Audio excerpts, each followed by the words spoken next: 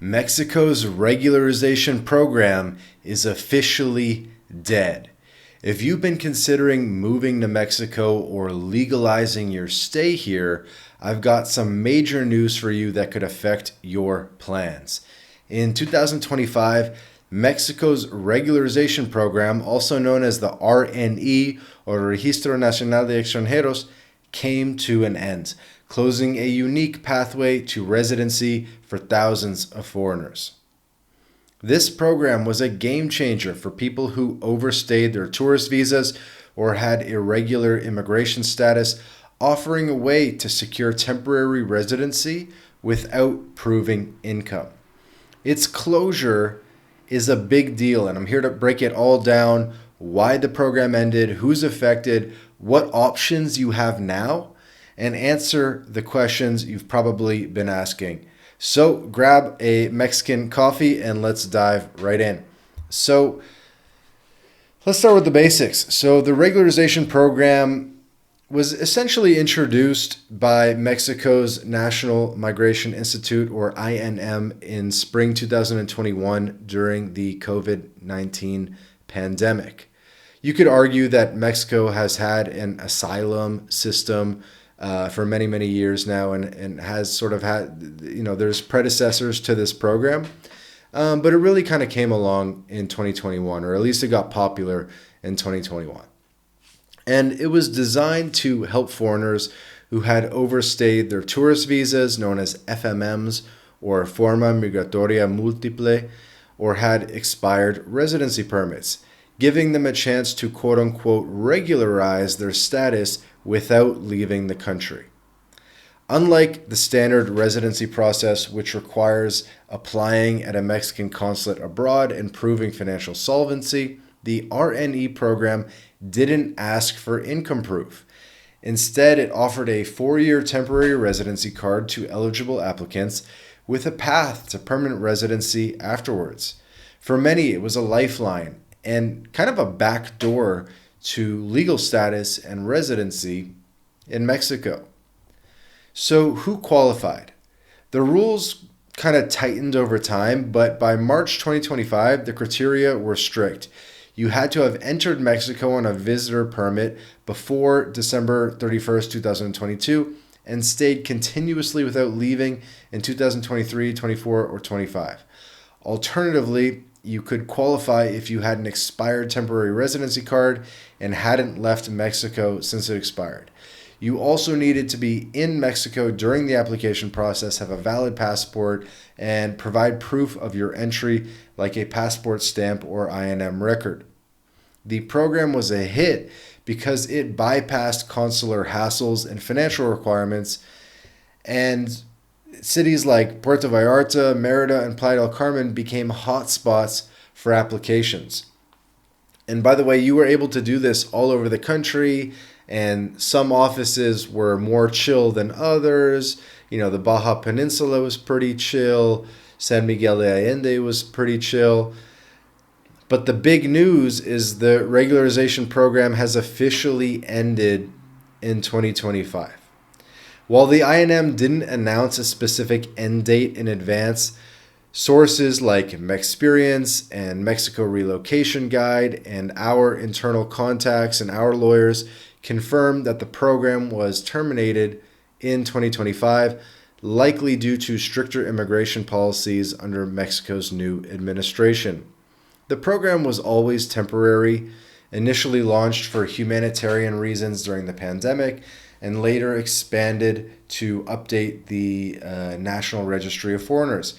But with a new government in place after the 2024 elections, the INM shifted focus, prioritizing enforcement and standard residency pathways. Posts on X are buzzing with disappointment. One user wrote about how he was planning to apply next month. He was staying in Mexico specifically for this, and now it's gone. Mexico is making it harder to stay. Okay? And if you're feeling frustrated, don't worry. We have some potential options for you. And we'll get to that in a minute. So why did Mexico end the program? There are a few reasons. First, the INM likely saw it as a temporary fix. The program was meant to address a backlog of irregular migrants, especially those stuck during COVID or escaping violence in Central America, or unable to return to their home country like Australia and Canada. Lots of different cases, right? This program applied not just to gringos, but to people really from around the world. So by 2025, the government may have felt the need to quote unquote clean house and focus on regular immigration channels. Second, political changes played a role. President Claudia Sheinbaum, who took office in October 2024, has emphasized stricter border control and immigration enforcement, aligning with regional pressures from the U.S. Third, the program wasn't without controversy. Some critics argued it encouraged overstaying by offering an easy path to residency, while others pointed out the inconsistencies across INM offices. The lack of uniformity may have pushed the INM to scrap it. And by the way, yes, a lot of people were able to get residency that barely overstayed, or they didn't overstay a 6-month tourist visa. Maybe they asked the airport officials to just give them 2 weeks, and then they would overstay a 2-week visa and get residency. So there's a lot of weird stuff happening with this program. It did kind of get a little bit corrupt. It got a little bit weird. Fixers were able to make magic happen. And so, it sucks that it's gone. It was always inevitable that it was going to get closed at some point. We made a video a couple months ago at MyLatinLife that we were predicting this program was going to stay. I was thinking that Claudia Sheinbaum was going to have a bit of an open borders type of policy, or an immigration favorable policy, but it looks like it's over. I mean, it's it's over. So let's talk about who's affected. If you were planning to apply for the regularization program in late 2025 or 2026, you're out of luck. It's no longer an option. This is a blow to digital nomads, retirees, or anyone living in Mexico on an expired tourist visa who hope to legalize their status without leaving. So what are your options now? If you're in Mexico with irregular status, the road ahead is tougher. Here are the main paths to residency. So one is standard residency via economic solvency. This is the most common type of residency that we do here at MyLatinLife. We help Canadians, Americans, Europeans, people from everywhere get residency in Mexico based on economic solvency. For 2025, temporary residency requires about $4,400 per month in income, or $74,000 in savings, okay? While permanent residency needs around $7,000 a month, or $280,000 in savings. You will need to leave Mexico, book a consular appointment, provide bank statements or income as proof. Basically, this is a process that takes place outside of Mexico through the consular and embassy system. If you would like to get residency in Mexico via financial solvency or any other path really, there's a link in the description where you can book a call with us, MyLatinLife, and we can get this residency card in your hands. Exploring some other options here. So you can also get residency via family unit, also known as family reunification. If you're married to a Mexican citizen or have a Mexican child, you can apply for residency from within Mexico without financial requirements. You'll need marriage or birth certificates with apostilles and translations. Another less talked about path to residency is residency via property ownership. If you own property in Mexico worth at least around $600,000 US, it needs to be 40,000 times the 2025 minimum wage. So again, this program is tied to minimum wage in Mexico. But if you have a property worth at least $600K, you can qualify for temporary residency. The property must be fully paid with a notarized deed in your name. Another option is that you could leave and re-enter. If you've overstayed, you could leave Mexico, pay any fines. They probably won't fine you, but just be prepared. And then re-enter as a tourist with a new 180-day FMM. But this doesn't grant residency, and you'll need to pursue another route later. Then there's legal challenges. Some speculate that immigration lawyers might push for the program's revival, but there's no evidence of this yet. The INM could launch a new amnesty program, as they did in 2015, but it's unlikely in the near term. Another path to residency in Mexico is a job in Mexico, right? Getting a job invitation. So this is something that might work for people who don't meet the financial requirements to apply via economic solvency. At the end of the day, Mexico is a country that is still very open to immigration. So if there's a will, there's a way, and there's always a way to stay in Mexico. If you want to explore your options, again, link in the description, book a call with us. I guarantee, even if you don't meet the economic solvency requirements, there's still going to be a way that we can figure out to allow you to get Mexico residency and ultimately stay in Mexico and or get that Mexican residency card in your hands. Now let's address some common questions you might have. What if I'm already in Mexico with an expired FMM? Well, you're in a tricky spot. You'll either need to leave Mexico and apply for residency at a consulate, or explore family-based options if applicable. Staying irregularly risks fines or deportation, so act fast.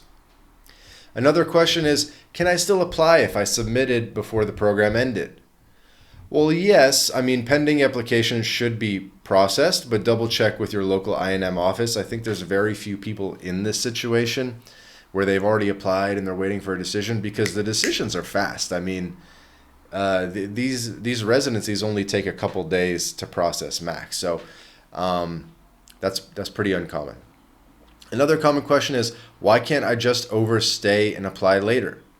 Well, the RNE program allowed this, but now overstaying without regularizing could lead to fines of 2,000 to 10,000 pesos, right? Could be up to $500 your fine, right? So it's a risky way to go about things. Another question is, what if I don't meet financial requirements? Well, we can look into family-based residency. We can look at job invitation residency. We can look at real estate-based residency. There's a lot of different options here, okay?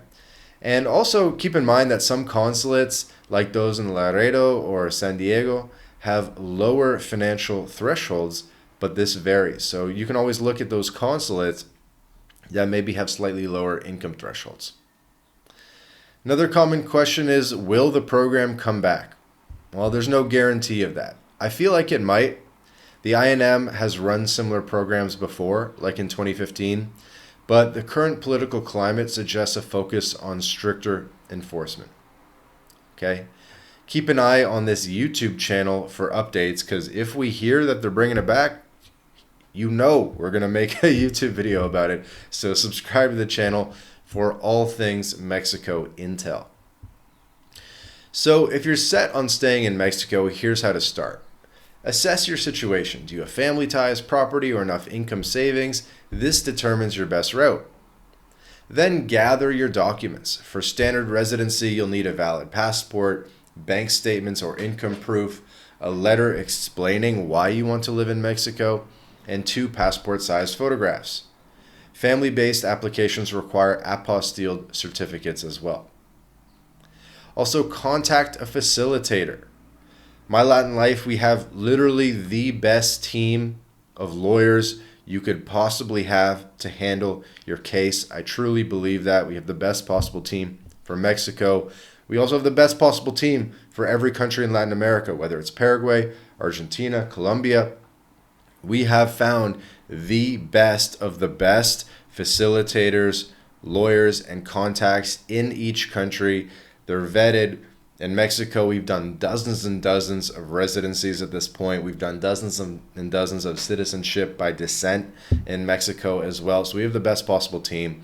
So book a call, link in the description, and I guarantee we can make something happen for you. Okay? So this closure is a setback, but don't let it kill your Mexico dreams. Whether you're eyeing Puerto Vallarta's beaches or Oaxaca's vibrant culture, there are still ways to make it work. Start by checking your eligibility for standard residency or family-based options. Okay, check out MyLatinLife.com, which is a goldmine for updates. Okay, and don't try to do this yourself. Working with a lawyer is going to save you so many headaches, and you might think that you don't qualify or that there's no possibility for you, but when you talk to the experts, you might find out that there are paths that you weren't aware of, or there were small nuances that actually allow you to be eligible, or solutions that we can come up with to make this happen for you. So if you're just starting, avoid overstaying, enter as a tourist, stay legal, and plan your residency path early. Before we wrap up, a pro tip: keep digital and physical copies of all immigration documents, like your FMM or passport stamps. Mexican bureaucracy can be unpredictable, and having backups is a lifesaver. If you are feeling overwhelmed, take a deep breath. Living in Mexico is worth the effort. From the affordable lifestyle to the warm culture to the Plan B opportunities and opportunities to eventually get a second passport in Mexico. That's it for today. What do you think about the regularization program ending? Are you affected, or do you have a story to share? Drop a comment below. And if this video helped, give it a thumbs up and share it with anyone planning to move to Mexico. Subscribe and hit the bell for more updates on expat life and immigration news.